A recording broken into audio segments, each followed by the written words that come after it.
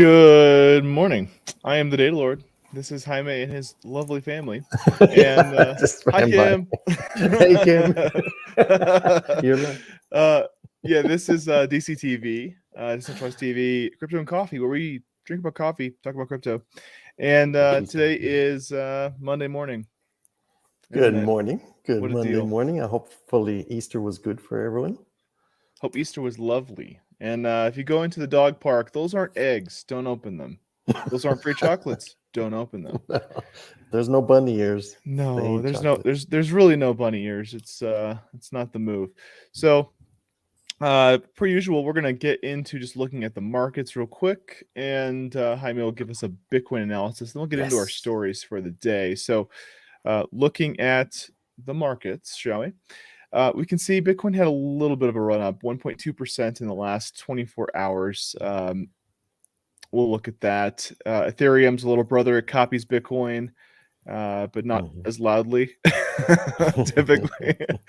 But it See, I'm is on cool an too. I wear my uptrend. hat backwards and sunglasses. I'm cool too, like Big Brother, right? Like, That's right. yeah, you're Right, cool. bro. Right, bro. Yeah, Dogecoin doing its thing, 1.1%. And the markets are still flat because we're still waiting for decisions. That's okay. Yes. We're totally good with that. XRP still had a pullback, in the last week, about 3%. So, considering we're anticipating what's about to happen, Jaime, with the Yes. Bitcoin story. So Bitcoin is looking pretty healthy. It's still dragging that across the bottom of that cinder block Cinderblick. wall. Cinder block wall. And just to keep it very brief, you can actually see how ever since we rose in January, the strength has been receding. You had a dip, it regained strength here when it retouched the 200 weekly moving average, and now we're back at the top. But we continue with the bearish divergences on the lower time frame or on the dailies. Usually they're not as reliable as the higher time frame, but it shows there should be a nice healthy pullback, at least down to the 25,500. So if Bitcoin does pull back within this week, down to that point, we're good. We should be ready for that next leg up or that next push. Or you know how Bitcoin works. It may just be like, fuck it, let's go. Let's continue on up. And the idea is it should push through this red area that we're all looking at. Overall, the markets are also waiting. This week, there's CPI and there's quite a few other reports coming out. It's also a slow week in terms of work. Usually, I'm actually here in Dallas because it's spring break for my kids. So I'm watching Bitcoin. There may be a pop on the alts, just like when the shark is not fully active, all the little fish come out and play. This may be a good altcoin week, especially because little brother Ethereum also has two hard forks, or one hard fork with two changes in it occurring this week.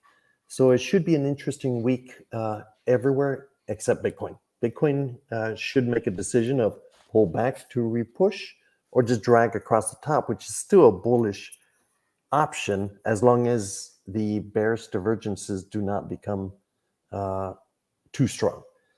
There should be a pullback, in my opinion, down to at least 25.5 for that final attempt to break through. In rally, a lot of the analysts look at 32,000 as the next option.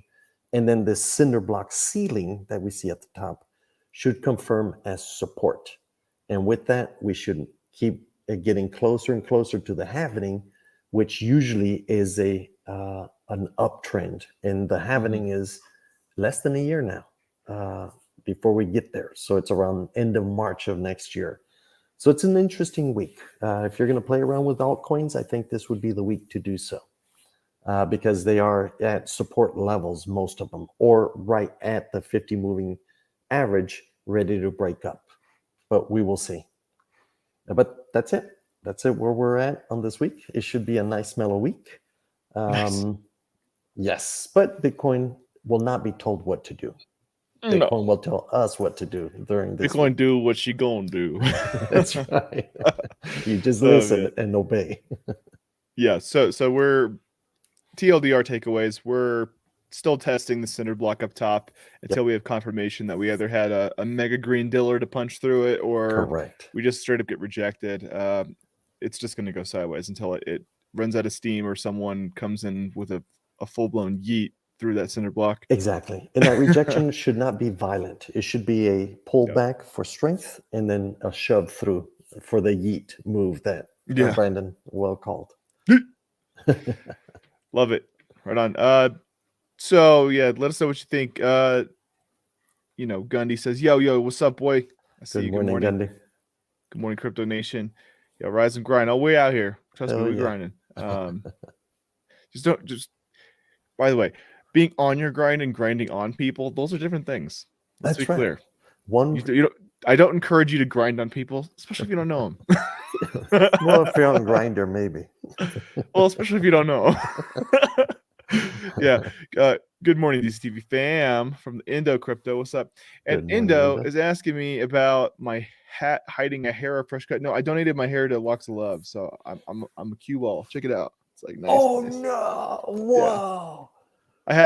I had 13 inches of hair that I donated to Locks of Love, which is for like kids who have cancer. They get like It's Sophia really nice like hair pieces made from it. So and my hair was nicey nice, So nice. I've done it in the past. I just kind of woke up and was like, I kind of want to do that. My hair's awesome, and I would love a kid to have a setup. So it only took me exactly 2 years to grow, from shave to that. So it's not like it doesn't grow back. So Sophia and Mom did the same thing a year ago. 2 years. Yeah. It took them. So if you got beautiful hair and you feel like a fresh change and want to do some good with it, check out Locks of Love. Yes, that's precisely where they shipped the hair to, and it does change their lives. It helps so much. You're already going through hell. You could at least look good, That's right. So let's see here. So now that my hair is out of the way, it's a joke. It's gone.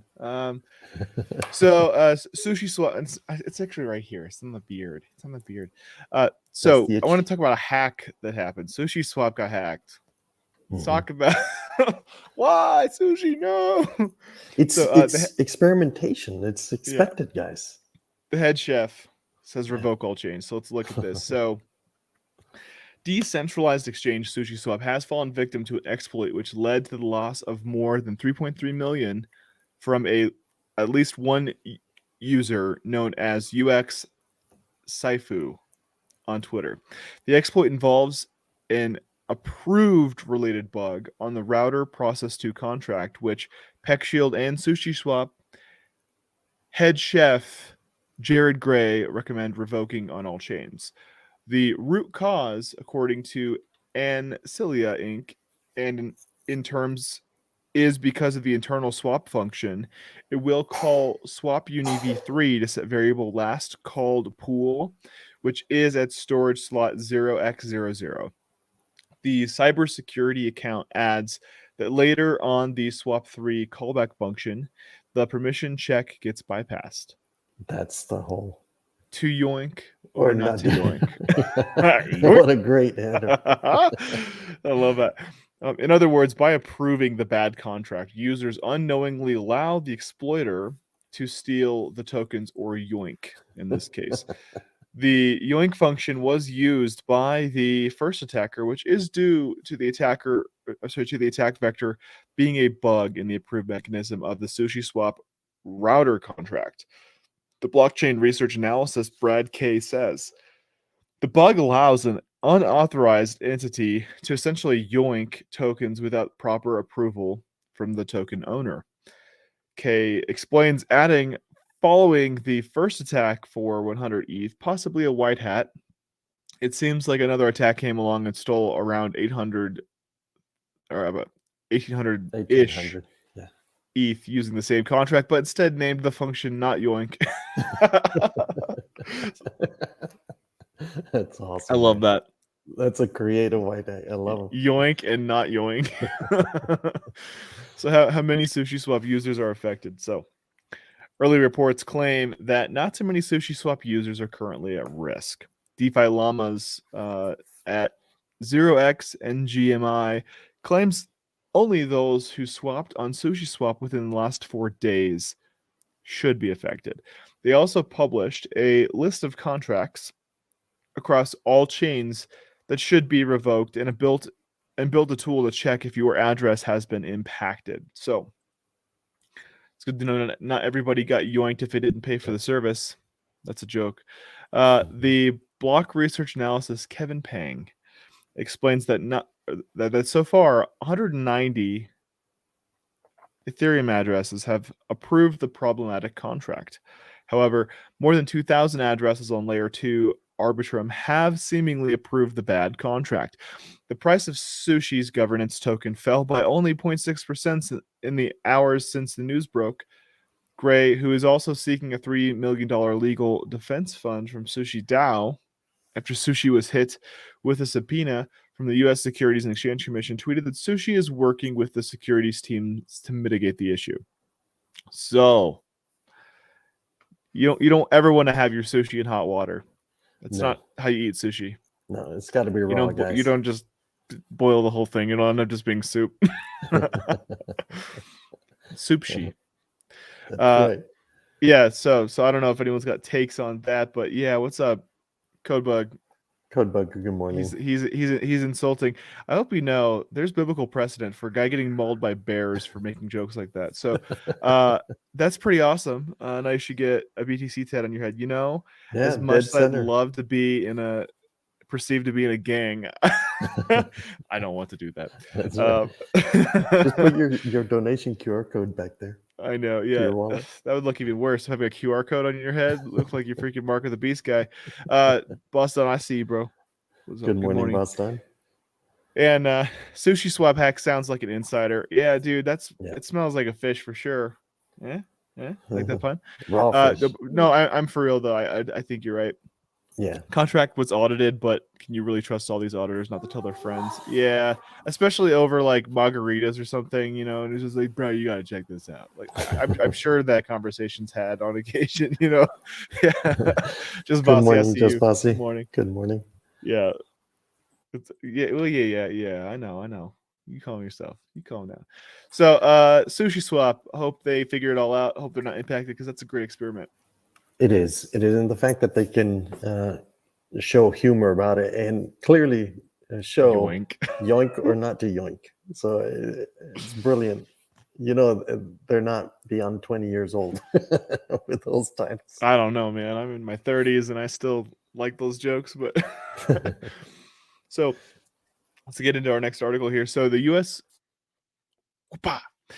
Congressman Tom Emmer says control freak senators and bad faith regulators want to control crypto. So here's why this is cool. At very least, there are some people in Congress who are speaking this way. And so all you need is a little bit of representation to create those hot clips that end up getting large public support, right? So a few people forcing the conversation can honestly break the dam is the idea. So let's read. U.S. Congressman Tom Emmer, Republican from Minnesota, thinks crypto critical lawmakers and regulators just want to maintain their control over the country's financial system. That's super honest. Clearly. Emmer, the House Majority Whip and crypto supporter, says in a new interview with Laura Shin, the crypto shouldn't be a partisan issue. And it doesn't have to be. We actually have Republicans and Democrats both who are making this argument. We've already covered a few people, but he calls crypto skeptical Senator Elizabeth Warren, aka Pocahontas, Democrat from Massachusetts, a control freak senator.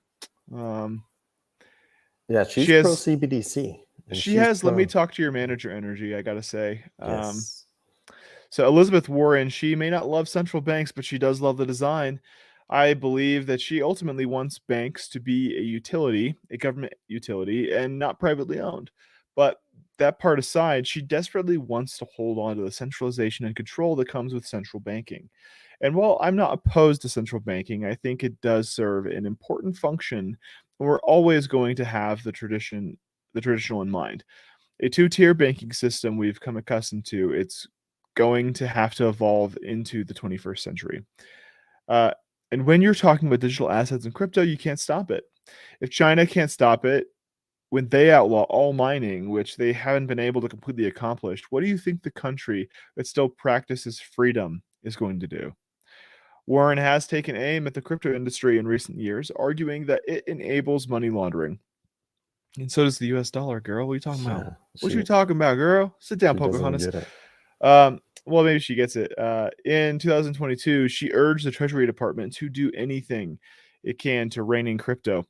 Last month, she sent an open letter addressed to Binance CEO Changpeng Zhao, or CZ, and Binance CEO Brian Schroeder, accusing the exchange of evading the enforcement of anti-money laundering laws, security laws, and information reporting requirements. In his recent interview, Emmer also criticizes the SEC chair Gary Gensler, who he calls a Warren disciple. Yeah, I certainly read them in the same articles. I'll say that. All the time. All the time. We see them eating tea and crumpets and talking about centralization and how good it is all the time. And what a wild ride daddy government gave her last night. This guy, in my mind, is a bad faith regulator. He's been blindly spraying the crypto community with enforcement actions while completely missing the truly bad actors. And people ask, what are we doing? We're going to continue to raise the siren of hypocrisy to show how hypocritical their behavior is. The SEC launched a lawsuit against Ripple in 2020, alleging the San Francisco payment company, oh goodness, I'm trying not to sneeze, sold XRP as an unregistered security for years. The high-profile court case remains ongoing. Last month, the regulators also sent a Wells notice to top U.S. crypto exchange Coinbase, noting it had made a preliminary determination to recommend filing on enforcement actions against the company for allegedly violating securities laws. Additionally, Gensler has recently argued that all crypto assets besides Bitcoin are securities. So, yeah. And Coinbase has been working with them, communicating with SEC all these years, and now all of a sudden, enforcement action is like, yeah. they're just Like, beating the industry down. Yeah, it's like, could you go ahead and open up that envelope with a dragon on it? Just open that up That's right. and do what it says. Chinese Like, New oh, Year, I we're know it already went by, but come on. yeah, dude, I know. We're gonna do them a dirty one. I got it. Understood. You know, it's that kind of attitude. So yeah. Yeah. On that same topic though, bill protecting Bitcoin mining rights has passed in Arkansas Senate and House. So the Arkansas Data Center Act is now moving to the government or to the governor's office for approval. It grants crypto miners in the state the same rights as data centers, and they should be. And let's talk about why. Data And they centers are too. are the same as a crypto mine. You have computers that are running. They have network connectivity. They have cooling as the focus. They have uptime as the operational focus. They have routine cleaning and inspection. At the end of the day, an ASIC is a legitimate part of a data center. It's not an outlier. Even like YouTube, you're watching this right now. YouTube has data centers filled with ASICs that are running video compression. So Netflix also. Any video compression that you're consuming has ASICs because it's the cheapest way to compress files and then decompress them. So let's read the news. So a bill seeking to regulate Bitcoin mining activity in Arkansas has passed in the state's House of Representatives and Senate. The bill will now move to the governor's office for approval. According to the bill, the Arkansas Data Center Act of 2023 intends to regulate the Bitcoin mining industry in the American state, creating guidelines for miners and protecting them from discriminatory regulations and taxes. How good is that?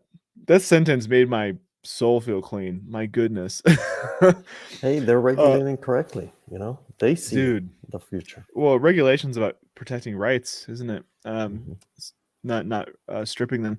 So Arkansas state legislators quickly passed the bill after it was proposed on March 30th by Senator Joshua Bryant. The document recognizes the data centers create jobs, pay taxes, and provide general economic value to local communities. Yeah, it's that. Stricken language would be deleted from underlying language that would be added to the law. So here's the part we want to see, though. Just for an act to be entitled, an act to create the Arkansas Data Center Act of 2023 to clarify the regulation of digital asset mining business and for other purposes. To create Arkansas Data Centers Act in 2023 and to clarify the regulations of the digital asset mining business. Man, that's beautiful. That is a piece of, I'm gonna hang that on someone's wall. That's beautiful right there. As per the approved bill, a digital asset miner is required to pay applicable taxes and government fees in acceptable forms of currency and operate in a manner that causes no stress on public electrical utility generation capabilities or transmission networks. So, and real quick, just to talk about this too, miners exactly do the opposite of causing stress on an electrical grid, and here's why. Yes. What they do is they basically say, "Hey, we will get this cheaper rate for electrical in order to, consume it long term. But if ever you have an outage where you need more room on the grid, you call us and we'll turn equipment off to give you the headroom you need for hospitals and whatever the purposes might be. Yep. And then once that need is done, tell us, we'll flip our stuff back on." And so because they give that sort of flexibility to the grid and that sort of financial stability as well, they're actually something that makes the grid stronger because It does. it's capable of having a higher headroom and being able to fund it. And now, how does it make it stronger? It's because these power purchase agreements, which Rockdale, Texas is famous for through ERCOT and a few other states are implementing, you actually see where back before Bitcoin mining, once you turn on a miner, the consumption is set level. It doesn't fluctuate like a normal data center does. So when you have these large swaths of consumption that otherwise, if you don't have batteries, these go into the nether. It's just wasted production of electricity. So now with mining, and ask any director of electrical utilities, they seek this out because it provides a general stable consumption, meaning revenue. That revenue that is now stable thanks to the mining operations can now go into reinvesting into the network. That's how it stabilizes the consumption. It stabilizes the production and the revenue for the utility itself. Most people think it's being wasted. It's not. You're actually stabilizing your networks and creating a minting truly a commodity that can be used as a hedge against any drops in electrical costs. And this power purchase agreement is like it happened in Rockdale last summer when there's a huge demand for ACs. The utility reaches out to them and says, "Hey guys, tear down or bring down your Bitcoin mining and you get this in exchange." Why? Because now the retail or the commercial consumers of electricity for their HVAC will pay more than a miner would, for example. So it stabilizes the revenue. That's how it truly does. So mining is good, despite what New York Times just posted this weekend. Yeah, what's up, Tam? Good morning. Good morning, Tam. It's always great seeing you. And precisely, everyone, you can see how they're serving Wells notices even to people who have been working to get proper legislation into our systems. And Gundy, you're right. Data centers get huge discounts on power to be able to go off grid at a moment's notice. And yes, everybody wins, guys. Everybody wins. Yeah. Thanks for that commentary there.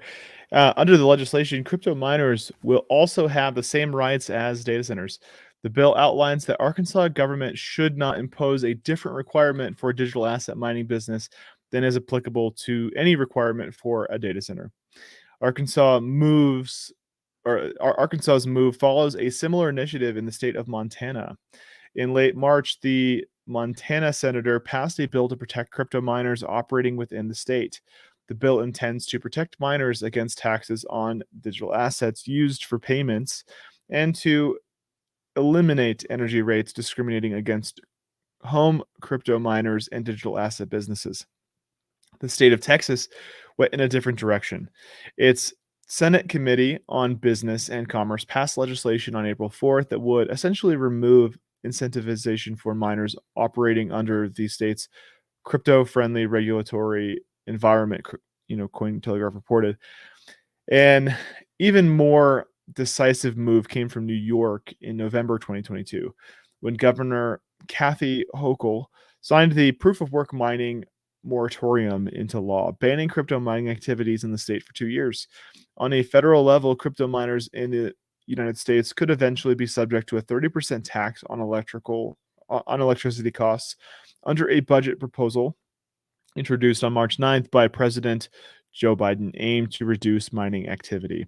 So what we see from this is that these characters, Joe Biden and Kathy Hochul and Senator Elizabeth Warren, and Gary Gensler, they're all doing things that are intentionally trying to undermine crypto and get it out of the way because they have other plans in mind, right? Yep. And so, yeah. And it's not comments towards your here. benefit. Yeah. Tamp says, I think defense lawyers will have a field day in court showing a judge that XRP, Coinbase, etc., did due diligence and still got slapped by SEC neglect. Yeah. Grayscale too. They did. Yeah. And then FTX, got to meet Gary in person, the team, SEC in person, and you don't see them overly criticizing or on top of this whole situation, or Ellison. No one's ever heard of that situation anymore. Yet the ones trying to comply with law are the ones getting slapped around. Yeah. What's up, Cryptuber? I see you. Good morning. Yeah. So this isn't flesh and blood kind of thing. This is more a matter of if you see legislation going in the wrong direction, let them know that's not the right direction, and here's why we think that, and just don't be quiet about it. We have to protect our freedoms long term, and the codification of freedoms or the codification of not freedoms is going to be a really big deal. So we can't be wussing out here.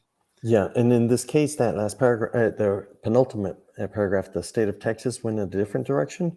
That law was just passed, and you should have seen the reaction in the community where they're like, guys, this was just passed in the middle of the night, where they are trying to tax and unincentivize minors. And you should see the reaction. Now everyone's reaching out to the that's right. So it passed. Now it has to get through the senators, and they're pushing hard, like, guys, look at what this was pushed. And one of the sponsors of this bill that was pushed like in the middle of the night without any opposition is initiated by Berkshire Hathaway, who has a reason, which is our billionaire mogul, where they have investments in the power generation side. So they're trying to remove Bitcoin because, remember, it's rat poison from their point of view. So now the community is reaching out to their senators in Texas to either repeal or remove these heavy-handed legislation for the miners, even though Rockdale and so many others are leveling off the utilities. So just keep your eyes on what happens legislatively, because otherwise you're going to wake up with your boot on your neck one of these days. Yeah. And when you touched your little mic on your headset, it raped me, just so you know. Oh. I was like, oh. All good though. Let's see here. So it's a two-tier system. If you're FTX, no matter what you're doing, you're working for the good of humanity. If you're an individual, you're evil. Oversimplification. Yeah. It kind of seems that way. There's like certainly a caste system, and I think people need to wake up to the fact that, like, there may be other forms of discrimination going on in the world, but the big one we need to focus on is class discrimination. When laws apply to some people and not others, we're not going to play that game. That's animal farming. We're not going to play that game. So anyways, let's get into our next article, which is pretty cool, actually. First nuclear powered Bitcoin mine in the United States reports 9,000 facilities are energized in Q1. How rad is that? So we've been following this for a couple of years, ever since they began construction. It's so cool. America's Yeah. first nuclear-powered Bitcoin mine has announced remarkable results for the month of March 2023. This pioneer facility, which harnesses the power of nuclear energy to mine the world's leading cryptocurrency, has surpassed all expectations and cemented its position as a trailblazer in the field. Mhm. The mining center Nautilus, which is owned and operated by TerraWolf, which is also a cool name for a band. TerraWolf! You know, Yeah, Teleris is the facility, and it's in yeah. Susquehanna, Pennsylvania. So Utilized over 91% of the zero carbon energy to power approximately 9,200 miners. Not bad. mhm. Um, those aren't people, by the way. Those are the ASIC computers, is what they mean to say. Yep. These powered miners played a significant role in contributing to TerraWolf's remarkable average operating hash rate. Yikes, 3 exahash for the month. That's awesome. Mhm. Representing a massive 50% increase compared to February. According to the latest unaudited monthly productions and operations news release from TerraWolf, Nautilus continues to outshine its competitors in the Bitcoin mining realm. So TerraWolf's mine fleet boosts hash rate capacity by 65%. TerraWolf's operational miner fleet of around 27,200 miners, which includes 18,000 operational miners at the Lake Mariner facility and 9,200 self miners at the Nautilus facility. I'm guessing they're hosting. Is that means? They are. It's behind the power grid, guys. This is right next to the nuclear plants. Is where they Mhm. deployed these. Just look up the TerraWolf, and you'll see photos of how they've done it.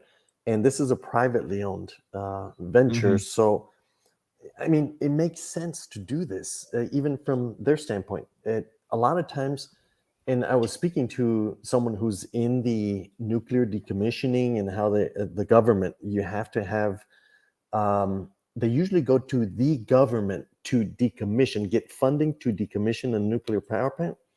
By this move, they don't need to. They're actually producing a commodity that is going to go into the all the workers' Mhm. compensation packages, and it creates revenue for a power that was generated that otherwise would not be wasted. But now with Bitcoin, they're able to consume precisely all of the production and Mhm. get paid to do it. Unlike previously, it would just dissipate, and it's a loss, really. Right. Yeah. Boss on here says go solar. We've actually looked into solar. Solar for Mhm, Bitcoin mining just doesn't even scratch the surface. mhm, The amount of electricity required and the amount that solar is capable of producing on a reasonable sized array, it's not the right call. But to have solar as something that supplements mhm. another form of power, that's totally fine and is profitable. Yep. So if anyone's planning on building mining for or building a solar for mining, just recognize that it's basically just going to make your power costs cheaper in the long run. It's not going to make it free. So Yeah, and Voscoin is one of the guys yeah, that is actually building. He's a miner. He's a well-known YouTuber miner. So friends of the family, that's right. Nemesis. I see you, brother. They won't be able to pass this bill because it hit all data centers. Yeah, Mhm. probably so. And also, good morning, Nemesis. I see you, bro. Good morning, And Nemesis. yeah, I need to go there. Boston says, yeah, Yeah, you're dude, not too far. that's You're nice. You closer than nice. we are. Yeah, Voscoin's building a BTC farm. He That's sure right. is, and Yep. he's doing some solar as part of his installation. That's So right.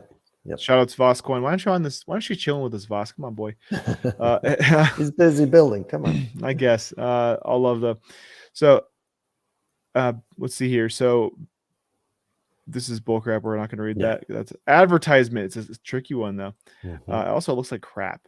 This marks a phenomenal 65% increase in the first quarter of 2023. We continue to execute as promised, delivering strong results in Q1 2023. Carrie Langlace, Chief Strategy Officer of TerraWolf, stated, we believe the continued hard work and commitment of our people has positioned us to achieve our goal of 5.5 exahash of capacity in the second quarter. See, these types of goals, man, Yep. you want to be around a boardroom table having those conversations, man.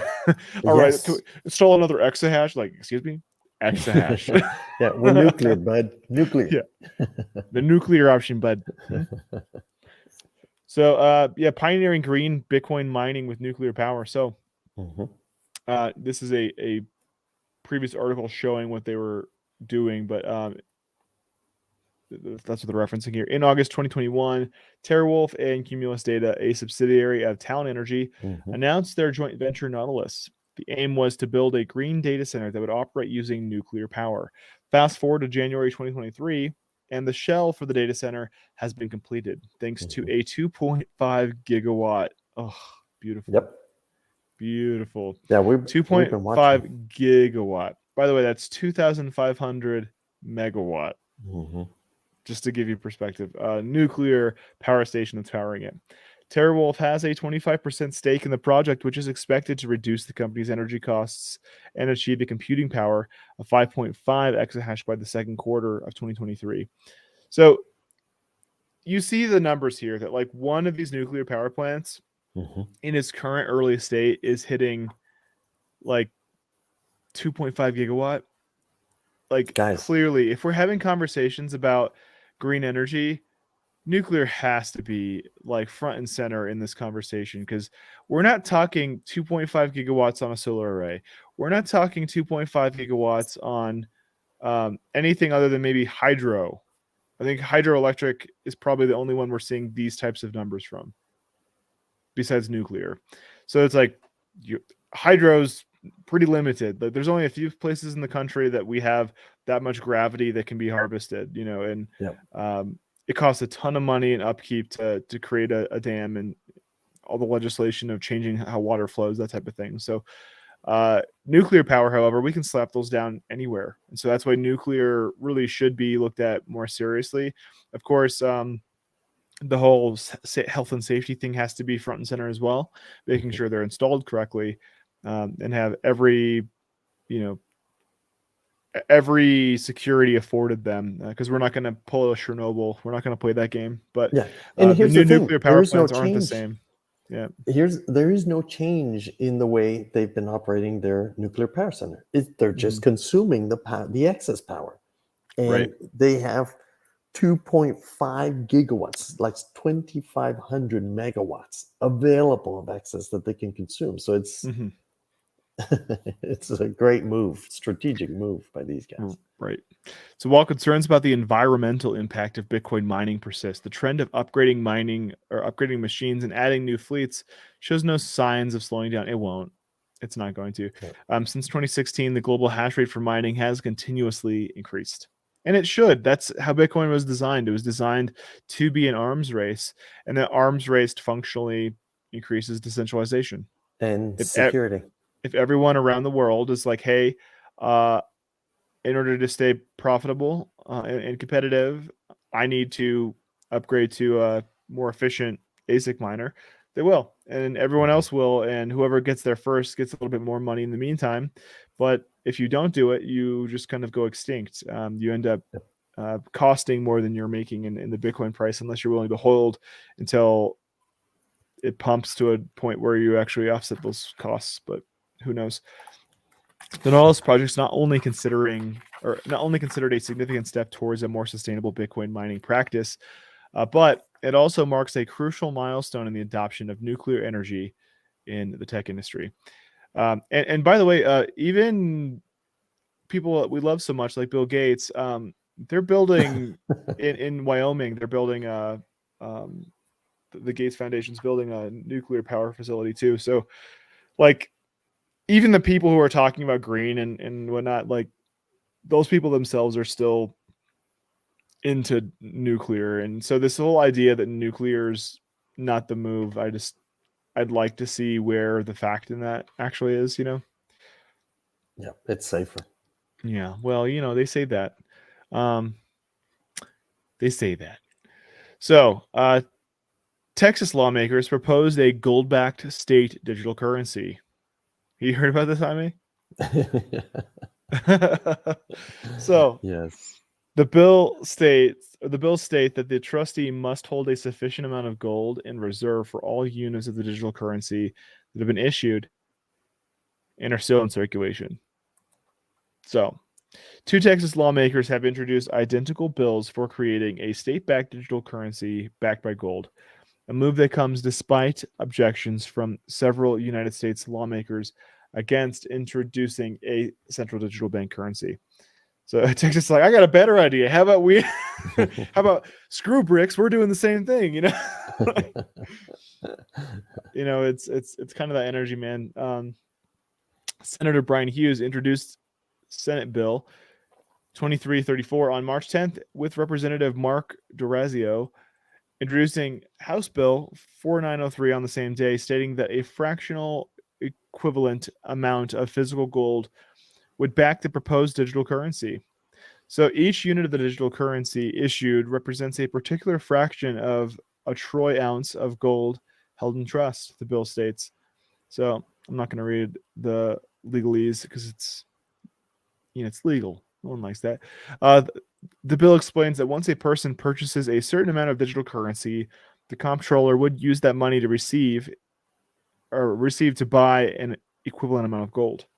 Yep. So it's actually backed by gold is the idea here, and it will be a digital currency. So Yes. the purchaser would then receive digital currency equal to the amount of gold that the comptroller purchases with the money received from the purchaser. The value of the unit of digital currency must be equivalent to the value of the appropriate fraction of a troy ounce of gold at the time of the transaction. The trustee shall maintain enough gold to provide for the redemption in gold of all units in digital currency that have been issued and are not yet redeemed for money or gold, the bill stated. It was added that a fee might be established at any rate necessary to cover the costs of administering this chapter. Although neither of the bills has been passed or presented for a vote, both state that this act will take effect on September 1st, 2023. So they're trying to move this quick. Yeah. Several United States lawmakers have recently argued against the U.S. introducing a CBDC. Florida Governor Ron DeSantis stated in March 20th press conference that CBDCs would grant more power to the government, adding that it provides the government with a direct view of all consumer activities. And I appreciate that he's talking about people's privacy in these terms. Like, Yes. hey, the government doesn't belong in your bedroom and the government doesn't belong in your wallet. And I don't know why they're hanging out there and putting cameras there to watch you while you work in your bedroom. It seems they do that. Meanwhile, you know, cuckery be damned. Meanwhile, on March 21st, Republican Senator Ted Cruz introduced a bill to block the Fed from launching a direct-to-consumer CBDC, stating that it's more important than ever to ensure U.S. policy on digital currencies protects financial privacy, maintains the dollar's dominance, and cultivates innovation. And, you know, Ted, I don't know that really our... Well, hold on. He's saying direct-to-consumer CBDCs, to block it's CBDCs. more important than ever. Look at above. It says Ted Cruz introduced I a know bill to that block. digital currencies protect private and maintains the dollar's dominance. I don't know if that part is true. I don't know that, for example, what Texas is proposing, this gold-backed digital currency will maintain the dollar's dominance. But I don't think the dollar's dominance needs to be valued as hard as some of the politicians are trying to make it seem. Because if I were to look at this as an architect and I were to say that, hey, we have a form of money that's not backed by anything other than a credible threat that this government will come and attack you if you don't comply with whatever they're doing, I'd say that's not a good financial monetary policy. like just on design, it's not a good design. So I know we're really entrenched in it and it's wrapped up and it's more complicated than that. So we should be careful about how we detangle it. But I don't know that dominance should be the case because that, in my opinion, militarizes the US dollar. It does not. Well, it's already militarized. I don't like militarized money is my point. And Bitcoin is non-militarized money, right? Correct. So I don't know. Let us know what you think about that because I know that the whole conversation gets pretty spicy pretty quickly. So next article, really relevant to this. Bitcoin Magazine, breaking dollar hegemony. BRICS nations are leading the world to hyper Bitcoinization. You believe that? How the U.S. or how the emergence of BRICS as an alternative to the U.S. dollar's global dominance will usher in a worldwide Bitcoin adoption. So it's an interesting article because Bitcoin's here in the middle of all this, Yeah. So and it could serve as a catalyst, actually. this is a long article, so I'm going to give a little bit of como se dice, brevity to it. So the big idea is BRICS is Brazil, Russia, India. What's the China. N country? China. What? Yeah, but what's the N? Oh, I'm tripping. Nigeria, wasn't it? There's a bunch of countries: Brazil, Yeah. India, South Africa. That's what it is. China and South Africa, with other countries such as Turkey, Saudi Arabia, perhaps waiting in the wings to join as well. So the big idea is that there's a bunch of countries that have their own interests in mind. They're not Iran. interested in what the United States government is doing with the Federal Reserve. And so they're buying a bunch of gold, and they're going to issue a digital currency called BRICS, BRICS, which is Brazil, Russia, India, China, and South Iran. Africa. Iran is part of it. It says India. No, I know it says, but I'm letting you know that there's a few Iran. others. Iran's also. Well, they need to make the acronym way longer than just make alphabet soup, and that's cool. So the big idea though is that they're saying, you know what, we don't need the United States to give us permission. Instead, what we're going to do is we're just going to buy a bunch of gold, make a currency. We're all going to use it, and it'll benefit us to basically get these tentacles from the United States off of And what they're we're already doing and how we're doing transacting, it. guys. Like there's massive deals already occurring that's skipping the US dollar. They're going straight China to Brazilian currency, the reais to the yuan.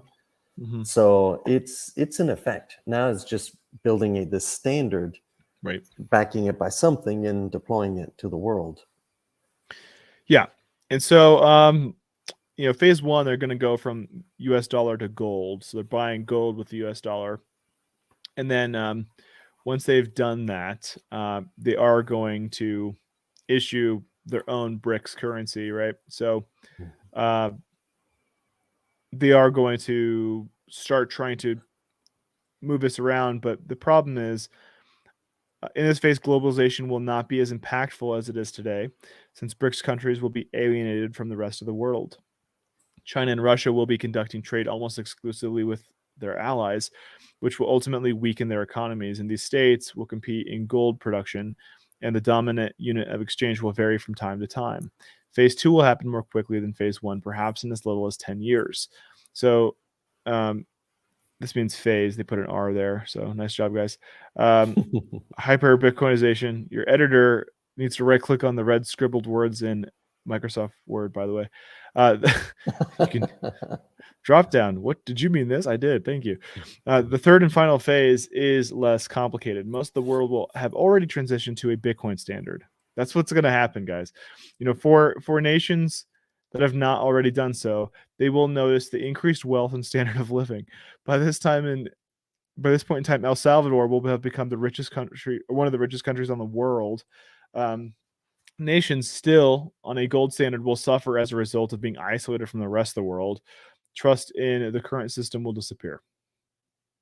And really, this is how this works. So a country's value comes in their exports. So when you're exporting your goods to other countries and receiving money from their countries, basically what you're doing is if you look at like a risk board, you're claiming their country as part of your country as far as like the properties your country gets, right? You're sucking all that value into your country.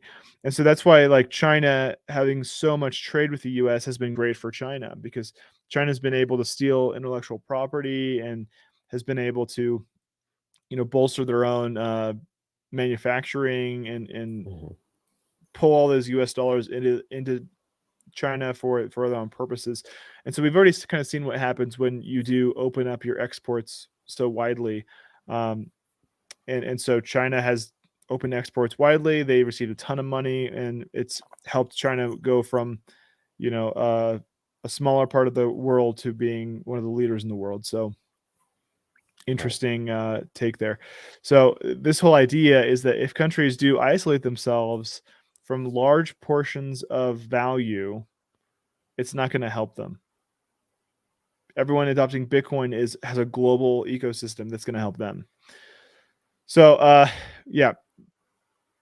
Additionally, people will recognize that compared to Bitcoin, gold is inferior store of value. Verifying the authenticity of gold is difficult. Transporting and securing it is even more burdensome. Russia, China, and its allies will have no other option but to embrace Bitcoin as their local medium of exchange and unit of account. Phase 3 will also happen rapidly. I predict this will occur over 5 to 10 years. This is how I envision the game theory playing out over the next 20 to 30 years. Perhaps most, if not all of my predictions, will be wrong. What I'm certain of, however, is that the world is indeed changing rapidly. Our monetary system is broken.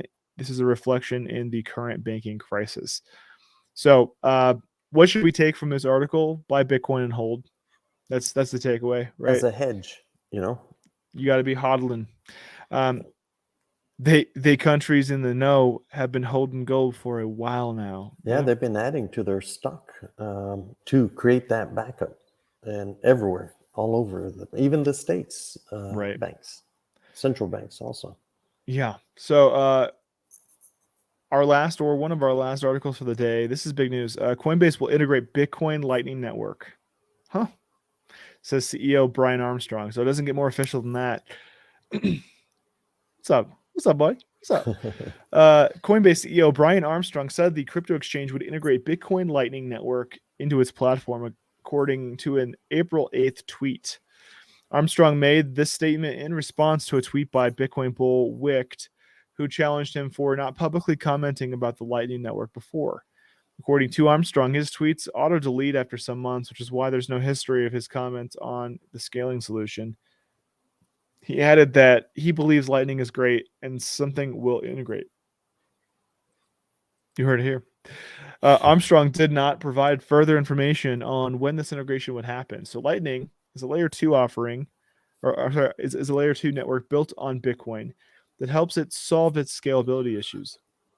The network offers faster transaction speeds and cheaper fees. It is also the most popular Bitcoin layer 2 solution. Community reacts positively to Brian's statement. So, several crypto stakeholders like MicroStrategy's founder Michael Saylor have reacted positively to Armstrong's statement. And you spelled Armstrong wrong. Got him. A Bitcoin holder, Derek Ross, said, adding Lightning support for deposits and withdrawals would be phenomenal. Several others were skeptical, noting that it might take forever for Coinbase to do this. Meanwhile, some advised Coinbase to be fast with the integration because the exchange might end up with nothing to offer apart from Bitcoin, given the current regulatory environment. So, if Coinbase integrates Lightning, it will join rivals like Kraken, Bitfinex, Bitstamp, and OKX, which already support the Layer 2 solution. But does anyone else have a football, halftime commercial? I don't know about that. And they've been Coinbase around forever. Yeah, they're Coinbase is OG. So meanwhile, Bitcoin Lightning's adoption has grown steadily over the past year. The number of Bitcoin locked in Lightning reached an all-time high of 5,490 Bitcoin in February, but has dropped to 5,420 BTC, according to DeFi Llama. This is a significant growth considering it had 3,350 BTC at the beginning of last year. It's not just the total value locked for the network that has increased. Transaction volume's also up. BitPay reported that transaction volume increased by 18% in 2022 compared to 2021. The growth in the fourth quarter of 2022 was 32% higher than in 2021. Given that the network does not have a native token like most protocols, experts believe that the growth so far has been organic. It has been. Mm-hmm. A Valkyrie investment report in February 23 highlights the adoption of Lightning Network since its inception. I am saving this. This is really cool. Right click, save image as. Nice. Boop, boop. You heard it here. I saved that image. So 6,000 BTC monthly capacity. We're not quite there, but we are not too far from it. Mm-hmm.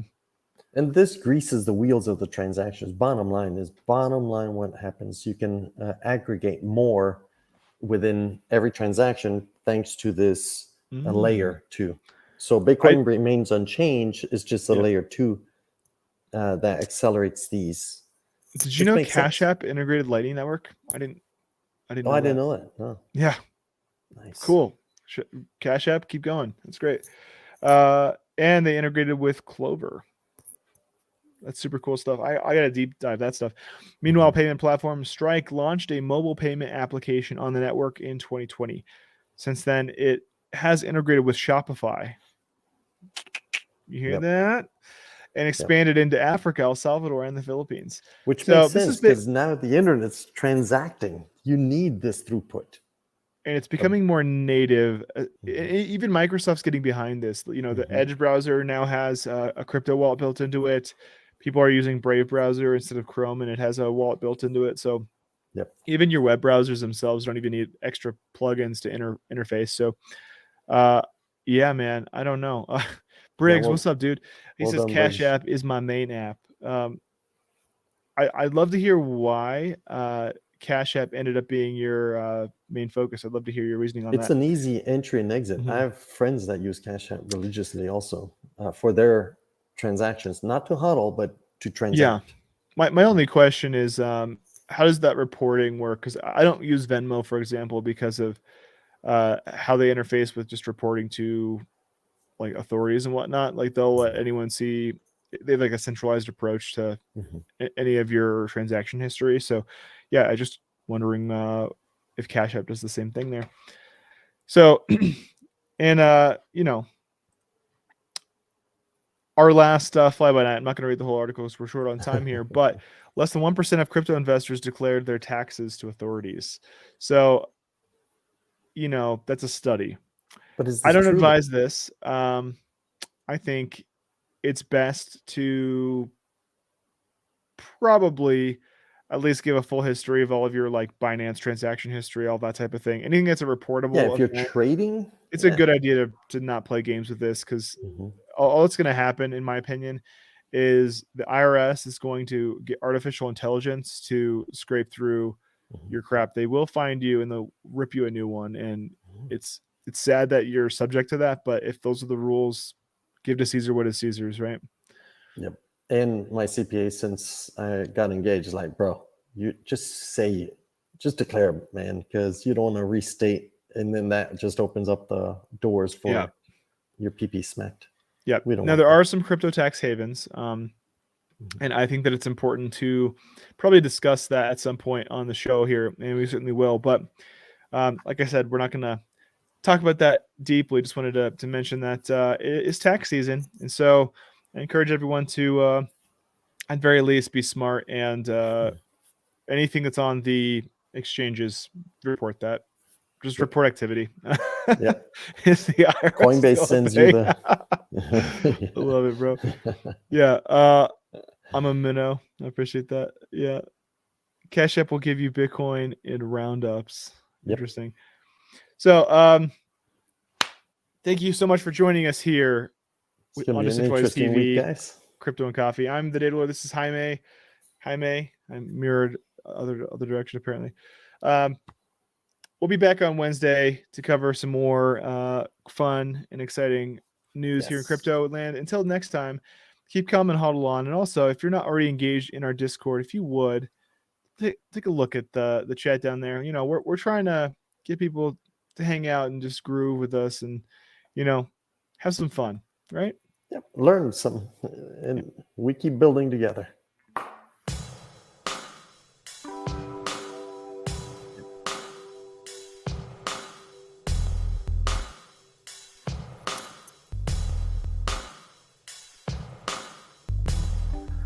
Where's my cup?